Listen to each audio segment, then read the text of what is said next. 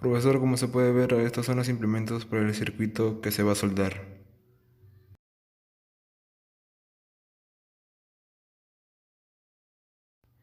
Primero que todo, hicimos primero las pruebas para el protoboard.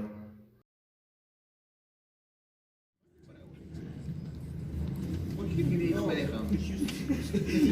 Al revés, si ustedes se volvieron patas a la tercero.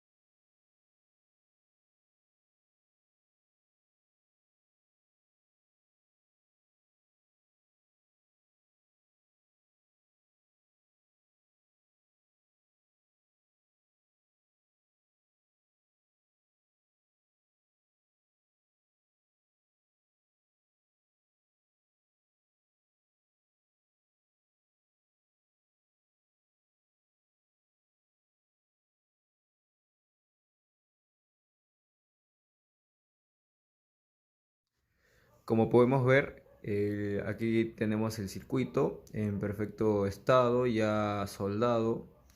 Está conectado a una batería ya para poder mostrar el funcionamiento.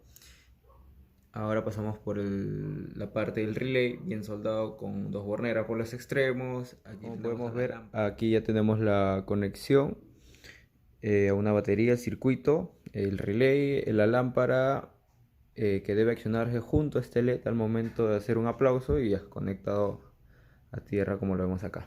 Ahora pasamos a la prueba. Y sí, efectivamente está en buen funcionamiento. Vimos que se accionó tanto el LED como la lámpara que tenemos aquí. Y bueno, eso sería todo acerca de este circuito.